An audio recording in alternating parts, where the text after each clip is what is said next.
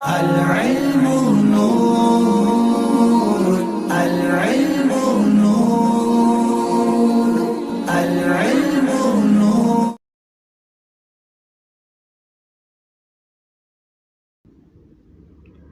الحمد للہ رب العالمین والعاقبۃ للمتقین والصلاۃ والسلام علی سید الانبیاء والمرسلین اما بعد. محترم سامعین ناظرین، آج کی اس ویڈیو کے اندر صلاۃ التسبیح کے متعلق گفتگو کی جائے گی. دعا ہے کہ رب تبارک و تعالی ہمیں شب برات کی رات زیادہ سے زیادہ نوافل پڑھنے کی توفیق عطا فرمائے، زیادہ سے زیادہ آقا کریم علیہ الصلوۃ والسلام کی ذات گرامی پر درود و سلام کا نذرانہ پیش کرنے کی سعادت نصیب فرمائے، اور رب تبارک و تعالی اس رات کی برکت سے ہمارے تمام گناہوں کو معاف فرمائے. آمین ثم آمین. محترم سامعین ناظرین، آج کی اس ویڈیو کے اندر صلاۃ التسبیح کے متعلق گفتگو کی جائے گی. بہت سارے دوست احباب یہ پوچھتے ہیں کہ صلاۃ التسبیح کا طریقہ کیا ہے، تو آئیے اس بارے میں آپ کو بتاتا ہوں، اور آپ نے اس ویڈیو کو پورا دیکھنا ہے تاکہ آپ کو ہر بات کی، ہر چیز کی اور سب کلمات کی سمجھ آئے.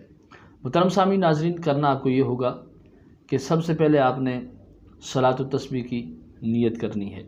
لیکن نیت کرنے سے پہلے آپ کو یہ میں بتا دوں کہ صلاۃ التسبیح کی فضیلت کیا ہے. اس نماز کی بڑی فضیلت ہے.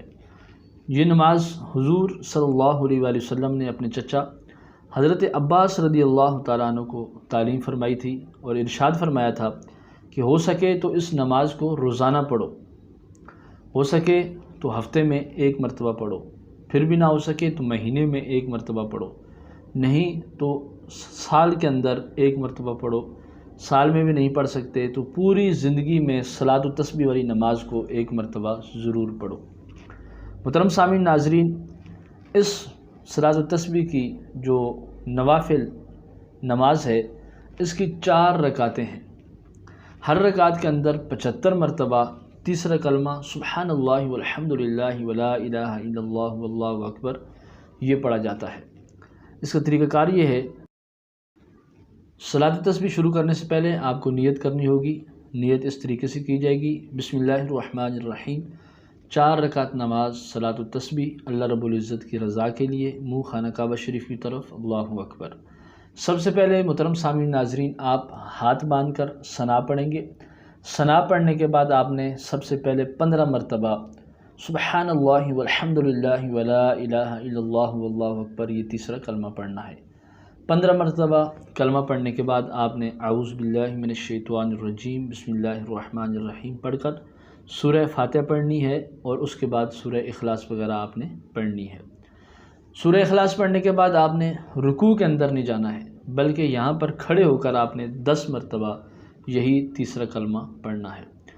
تیسرا کلمہ 10 مرتبہ پڑھنے کے بعد آپ رکوع میں چلے جائیں گے. جب آپ رکوع میں چلے جائیں تو سب سے پہلے آپ نے سبحان ربی العظیم ان تسبیحات کو 3 مرتبہ پڑھنے کے بعد آپ نے تیسرا کلمہ 10 مرتبہ پڑھنا ہے.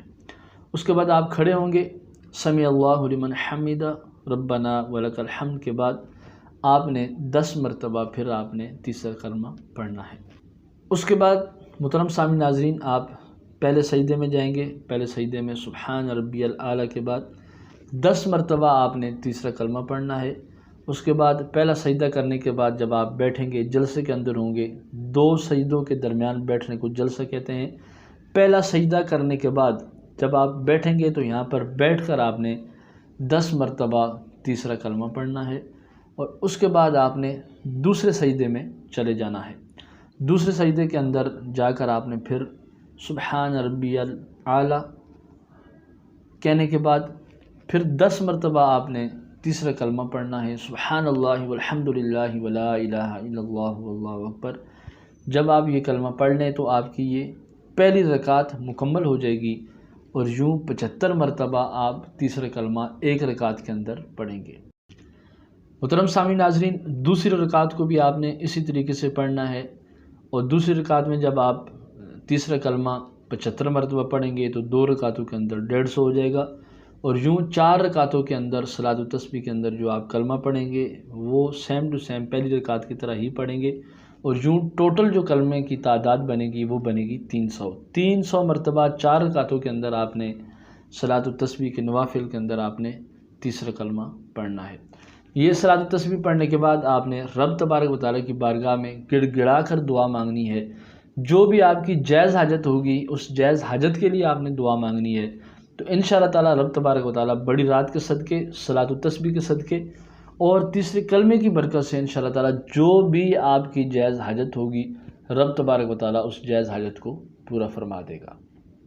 دعا ہے کہ رب تبارک و تعالیٰ ہمیں صلاۃ التسبیح بار بار پڑھنے کی توفیق عطا فرمائے۔